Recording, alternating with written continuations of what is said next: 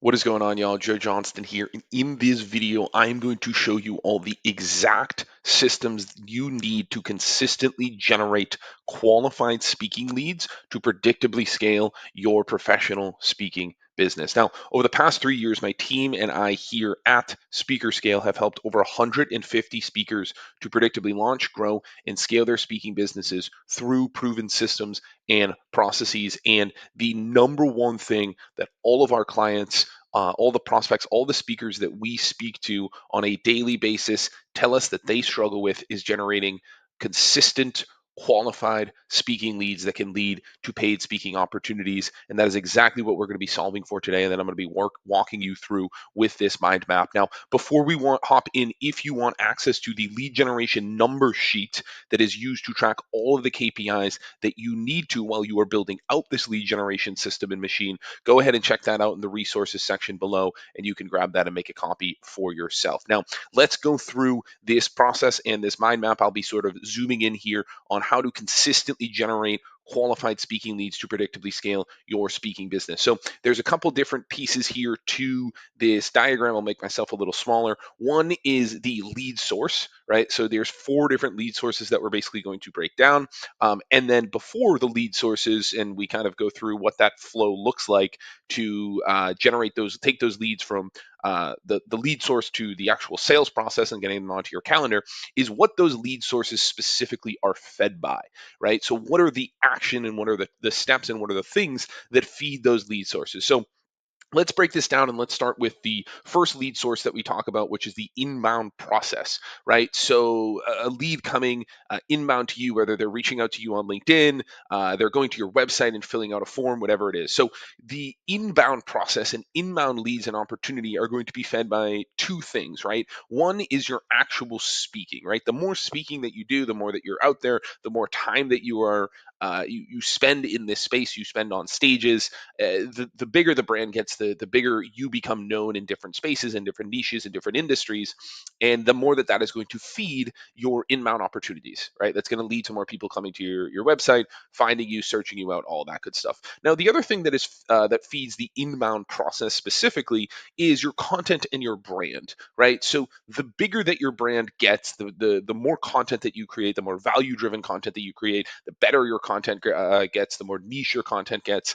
The more opportunities that you get to grow and expand your brand as a thought leader, as an expert, as a professional speaker, that's going to lead to more inbound opportunities, right? So as you grow, as you evolve, right, through speaking, through growing your brand and your content, that is going to feed inbound opportunities that you get. Now, once you get an inbound opportunity, basically this is the process that should be following up to it to get someone onto a call and qualify them and get them onto your calendar consistently through the inbound process. So one is the speaker inquiry form, right? So if someone comes inbound, if they come to your website and they're reaching out for a potential opportunity, they should either directly on your website have to fill out the speaker inquiry form, or should automatically, again, when they make that inquiry, have to fill out a certain form and information that is going to break down further information around them and what the opportunity is. Now, once the inquiry form is set up, is really where we see a lot of speakers drop the ball, but really where, again, more of the automation and the team play comes into play, right? We need to have a system and a process here. So someone fills out the inquiry form within, truthfully, as soon as possible, they should be getting either an automated message in response that says, we're going to be getting back soon, or even better, if you have the team and you have the capacity to do so, someone from your team should be calling and following up with that lead and that opportunity, especially if they fill out the form. It's a qualified opportunity.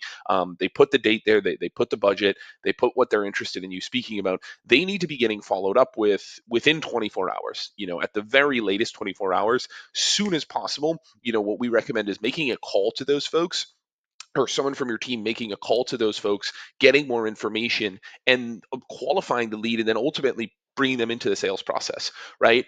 Getting them onto someone's calendar and starting the sales process, which we'll go through in another video, to start to further qualify them and then bring them down into hopefully a closed deal, right?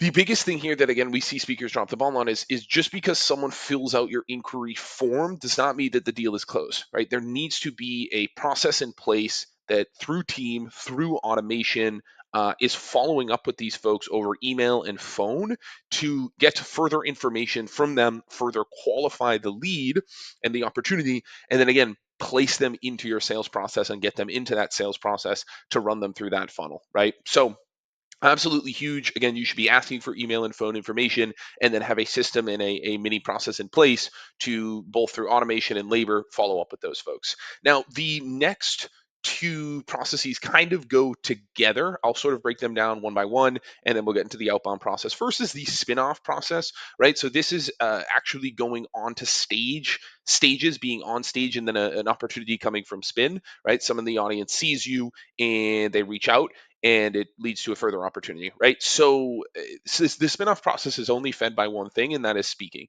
right? You can't really get spinoff business unless you are speaking, just because the nature of what spinoff is, it is from you being on stage, and then that leads to another opportunity. Many of the clients that we work with, especially the higher level one-on-one clients that we work with, a lot of their leads and opportunities and systematizing this process is huge because there is so much business here from spinoff. These are really, really warm leads.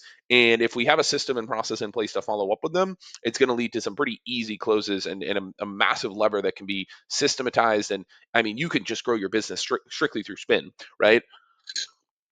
You go onto one stage, and if every stage you goes on leads to two or three potential spin-off opportunities, and we know that over time 33% of those spin-off opportunities are closing, um, over what a couple month period, then you are duplicating your stages, and every one stage that you go on to is leading to at least one spin-off opportunity, if not more. But we need to have a process in place to follow up with them. So first is the spin-off process. So what I didn't put in here is that there should be, again, a very clear system and tool in place to collect leads and data, right? So you should, whether you're using Talkadot, whether you're using your own CRM or your own QR code on stage, whether you're just manually collecting business cards and putting them over to the team, you need to have a system, a tool in place, a mechanism in place to generate opportunities, to bring in those opportunities when you're on stage, when you're hot, when you're crushing it,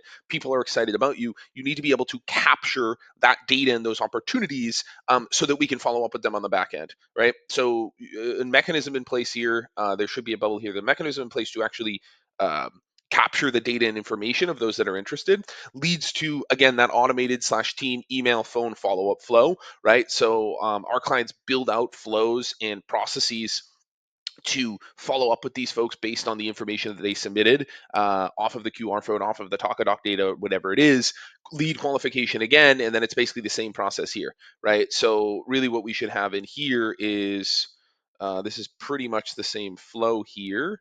And then the only kind of additive in here is a mechanism in place to data collection mechanism. So that's on event day, whether that's Talkanaut, again, whether that's your own tool that you're using, whether it's you just sort of manually collecting business cards, we need a mechanism in place to capture all of those spin-off opportunities on the actual day. The next is the repeat business process. So again, this is fed by speaking. Can't really get repeat business unless you actually are speaking. So the repeat business process is going to be fed by speaking. Very, very important here. You need to have a clear value ladder and offer, right? Very, very clear value ladder and offer. What that means is, what is the next step of the next problem that you solve for? And here's the thing too to remember. A lot of our clients here are, not a lot of them, but a decent amount of our clients, like, the repeat business that they're getting, the leads that they're getting off of repeat and through this process, is like not even funneling them necessarily to another speaking opportunity. That is certainly an offer, but they're funneling them to other offers that they have. And this is so, so important in today's day and age. Like, look, if you want to be a speaker that just speaks and makes all of your money from speaking, that's fine. And, there certainly is potential for repeat business, when you have a clear value ladder and next offer, whether it's workshops, whether it's another keynote, whatever it is.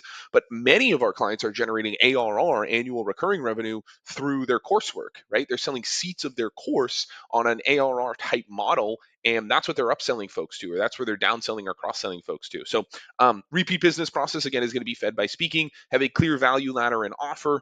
Drive them to a post-event call. Need to be running a post-event call. One for quality assurance, feedback on your presentations, and two to capture that repeat business, referrals, all that good stuff on the post-event side of things after the event. And then again, all this stuff we're feeding them into the sales process. So once you have a post-event call, if there's interest and you run this correctly, and there is interest, we need to feed them basically back into the sales process. They become a prospect and a lead again, and we need to feed them back into that. Now, the last process here, which is critically important, is the outbound process, right? So this is the process that we really focus on with a lot of our clients and help them systematize, whether they already have an outbound process that's working or helping them implement a new process. Two main things here that feed the outbound process. One is going to be labor and automation, right? So virtual assistant teams, automation, different systems and technology tools in place that are going to feed that. You actually need to put in the effort, to do the outbound, or someone from your team or automation needs to put in that effort. And then the other big thing is content and brand, right? So again, the bigger the content becomes, the bigger the brand becomes, the easier your outbound process and system becomes. There's two different outbound processes we focus on: email, cold calling type outbound, and then LinkedIn outbound. I'm just going to go down the thread of LinkedIn outbound here, to kind of break that down, because the email and call process is a whole beast in and of itself. High level of the LinkedIn outbound process, right, is targeted LinkedIn outreach. So we need to know who to reach out to based on your topic areas, based on your area of expertise, and who and where you speak to as a speaker. We need to have targeted LinkedIn outreach and lists that we have to reach out to.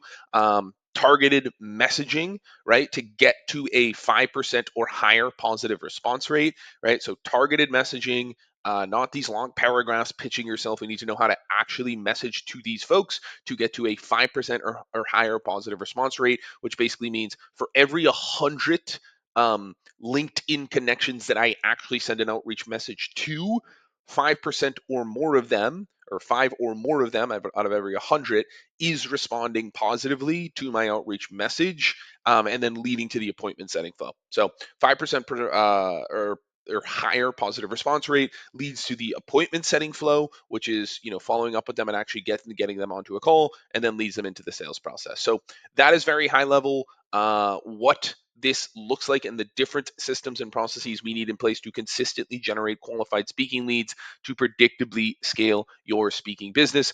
If you want to learn more about how we have helped 100 plus speakers to implement this as well as other predictable systems into their speaking businesses, go ahead and click the link below to our website, and you can book a call with our team to see if you are qualified and a good fit to work with us. If you want access to another long form training like this that actually walks you through that sales process and system that our clients have used to 10x their speaking businesses, that is going to be linked up below in the resources section as well. So you can go and check that out. And yeah, we'll chat soon.